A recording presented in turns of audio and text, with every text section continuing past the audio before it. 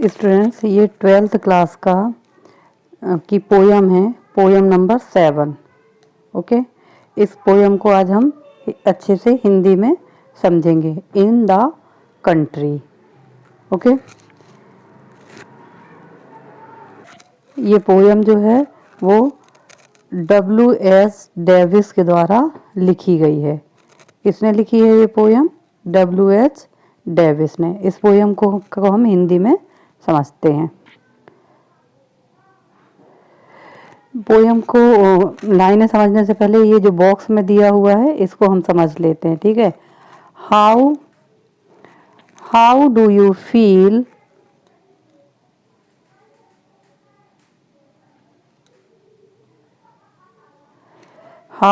Feel when you see hungry and homeless? आपको कैसा अनुभव होता है जब आप भूखे और बेघर को देखते हैं? How do you feel when you are not in a position to help them? आपको कैसा अनुभव होता है जब आप इस स्थिति में नहीं होते कि आप उनकी मदद कर सको?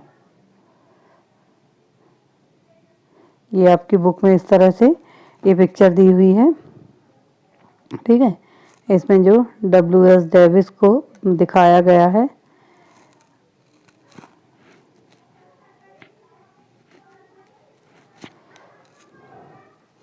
फर्स्ट लाइन देखते हैं।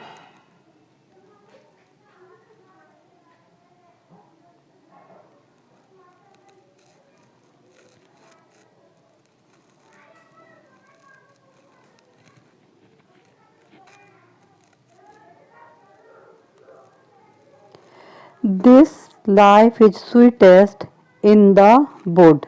W.S. डेविस कहते हैं कि ये जंगलों का जो जीवन है वो अत्यंत ही मधुर है। स्टूडेंट्स, ये जो वुड है, ठीक है, वुड का मतलब जो है वो लकड़ी होता है, लेकिन यहाँ पर इस पोयम में जो है वुड का मतलब है जंगल। जंगल, ठीक है। क्या मतलब है इसका? वुड का जंगल। ओके, तो पोएट W.S. डेविस कहते हैं कि जंगलों का यह जीवन जो है वो कैसा है? बहुत मधुर है। क्यों मधुर है? I hear no children cry for food. क्योंकि मैं यहाँ पर किसी भी बच्चे को भोजन के लिए रोते हुए नहीं पाता हूँ, उन्हें रोते हुए नहीं सुनता हूँ।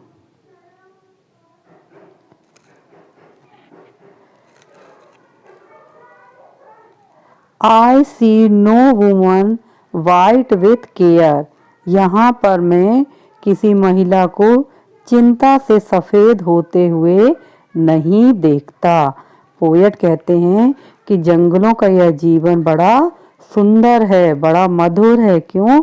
क्योंकि मैं यहाँ किसी बच्चे को भूख से रोते हुए या भोजन के लिए रोते हुए नहीं सुनता, और ना किसी महिला को देखता हूँ कि वो चिंता से उसका चेहरा सफ़ेद पड़ा हुआ है। No man with muscle wasting here. यहाँ कोई भी आदमी अपने बाहुबल का दुरुपयोग करते हुए नहीं पाया जाता। No doubt it is a selfish things. इसमें कोई बड़ी बात नहीं है, इसमें कोई शंका नहीं है कि यह जो है वो स्वार्थ परायणता है, कि मैं स्वार्थी हूँ, दूसरों के दुख से भाग गया हूँ। To fly from human suffering. मानव के दुखों से भागना है। No doubt he is a selfish man. इसमें कोई शंका नहीं है कि वो कैसा है? स्वार्थी है। Who shuns poor creature sad and wan. जो दूर भागा किससे? दुखी से, जो दुख में डूबे हुए हैं। ऐसे गरीब लोगों से, ऐसे प्राणियों से जो दुखी हैं, उनके दुख से भागना है। But it's a rest life to face, परंतु ऐसे दुखी जीवन को फेस करना बड़ा कठिन है। इस पैराग्राफ में पोएट क्या कहता है कि भी इसमें जंगलों का यह जीवन बहुत मधुर है, क्योंकि मैं यहाँ पर किसी भी बच्चे को भोजन के लिए रोते नहीं पाता हूँ, किसी भी महिला को का चेहरा दुख से सफ़ेद पड़ा नहीं देखता हूँ, किसी भी आदमी को अपने बाहुबल का दुरुपयोग करते नहीं पाता हूँ। इसमें कोई संदेह नहीं कि ये सेल्फिशनेस है, यह स्वार्थ परायणता है, मानव के दुखों से भागना है। कोई शंका नहीं कि ये कैसा स्वार्थी व्यक्ति है, पर किसी के दुख का सामना करने से बेहतर है। Hunger is almost every place, यहाँ पर हर जगह पर भूख ही भूख है। Curse with a hand that's empty vain, ये हाथ अभिशप्त हैं। The heart is full to help all man, हृदय सबकी मदद करने के भाव से भरा हुआ है, लेकिन ये हाथ बड़े श्रापित हैं क्योंकि ये मदद नहीं कर सकते। Can I admire the statue great, क्या मैं ये बड़ी बड़ी प्रतिमाओं की तारीफ कर सकता हूँ। यहाँ पर स्टूडेंट्स स्टैचू से मतलब है जो ये मूर्तियाँ होती हैं, ठीक है, मंदिर में जो मूर्तियाँ लगी होती हैं उनसे मतलब है। स्टैचू मीन्स मंदिर में जो भगवान की मूर्ति लगी होती है उस मूर्ति से है। यहाँ पोएट कहता है कि ये मंदिरों में जो बड़ी बड़ी मूर्ति लगी हैं, क्या मैं इसकी तारीफ कर सकता हूँ। when living men starve at its feet, जब जीवित व्यक्ति इन्हीं बड़े बड़े जो मूर्तियां हैं इनके चरणों में ही भूख से बिलख रहा है। अब यहाँ भूख से बिलखने का मतलब यह है कि हम जितने भी भिखारियों को देखते हैं, है ना, जितने बहुत सारे गरीब लोगों को देखते हैं, वो मंदिर के सामने ही भीख मांगते रहते हैं। बेघर होते हैं वहीं पर मंदिर के आमने सामने जो फुटपाथ पे जगह होती है वहीं सो जाते हैं, है ना, और फिर वहीं पर बैठकर भीख मांगने लगते हैं। तो और जो कि मंदिर में अगर अंदर जाओ तो मंदिर में लाखों का करोड़ों का मंदिर बना हुआ, सोने का मंदिर बना हुआ, उसमें मूर्ति ने करोड़ों के गहने पहने हुए हैं, है ना, इस तरह से। तो वो पोएट कह रहा है कि क्या उसकी भव्यता की मैं तारीफ कर सकता हूँ जब मैं उसी के पैरों पर भूख से बिलखते लोगों को देखता हूँ। Can I admire the parks green tree, poet कहता है क्या मैं ये बड़े बड़े जो पार्क बने हुए हैं इनके जो हरे भरे पेड़ हैं इनकी तारीफ कर सकता हूँ। ऐसा क्यों कह रहा है, क्योंकि हमारे यहाँ देखो गवर्नमेंट जो है या यहाँ के लोग जो हैं वो पार्क को बनवाने में लाखों करोड़ों रुपए खर्च करते हैं ना, कितना सुंदर पार्क बनाते हैं, और वो पार्क के सामने ही बहुत सारे लोग भीख मांगते रहते हैं। आ रूफ फॉर होमलेस मिजरी, जबकि जो बहुत सारे दुखी लोग हैं वो उन्हीं पेड़ के नीचे बेघर हैं और उन्हीं पेड़ के नीचे सो रहे हैं। तो ऐसे पेड़ों की क्या वो तारीफ कर सकता है ऐसे पार्क की। When I can see few men in need, जब मैं कुछ लोगों को जरूरत में देखता हूँ, I then have power to help by deed, तो उनकी मदद मैं अपने कर्म से कर सकता हूँ। उनकी मदद करने के लिए मेरे अंदर साहस भी है और मैं कर सकता हूँ कुछ लोगों की।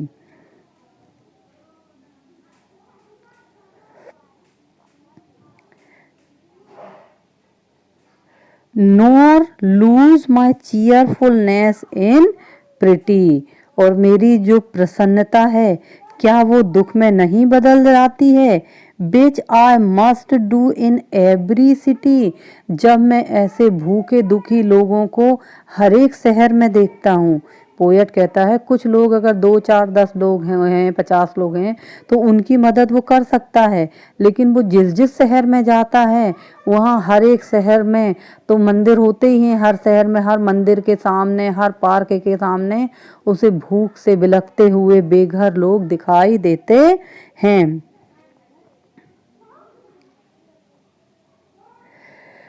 For when I am in those great palace, और जब मैं वो बड़े बड़े महलों को देखता हूँ, I see thousand suffering faces, तो मुझे वो बड़े बड़े पैलेस बड़े बड़े महल दिखाई नहीं देते, बल्कि उन महलों में उसको बहुत सारे दुखी चेहरे दिखाई देते हैं।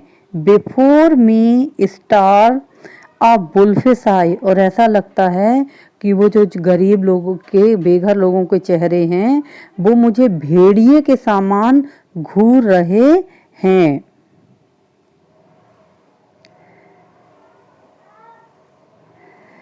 बिहाइंड मी क्रीप्स अ ग्रोन और साय, और मेरे पीछे पीछे रेंग रहे हैं कराह रहे हैं और ठंडी आह भर रहे हैं। यहाँ पर पोएट कह रहा है कि क्या मैं ऐसे लोगों की तारीफ कर सकता हूँ, ऐसे मंदिरों की तारीफ कर सकता हूँ, ऐसे पार्क की तारीफ कर सकता हूँ जहाँ पर हजारों की संख्या में लोग जो है वो भूख से बिलखते नजर आ रहे हैं। स्टूडेंट्स, अभी हम यहाँ पर अबाउट द पोएम भी देख लेते हैं ना। ये अबाउट द पोएम भी मैं आपको समझा देती हूँ। इसमें जो मैंने हिंदी में समझाया है ना वही इसमें है पोएम के बारे में। The poem vivid describe a human suffering in big cities। ये पोयम जो है वो वर्णन करती है बड़े बड़े शहरों में जो मानव दुखी मानव हैं उन लोगों की। The groans and the plight of hungry, the homeless, the sad and the needy, the eyes and ears of the poet. यहाँ पर जो पोएट कहता है कि उनकी कराह, उनकी दुर्दशा और बेघर लोग दुखी और ज़रूरतमंद जो हैं वो ज़रूरतमंद लोगों की आंखें पोएट को ढूंढ रही हैं, उसकी तरफ देख रही हैं बड़ी उम्मीद से, और उनकी आवाज़ जो है वो पोएट को सुनाई दे रही है।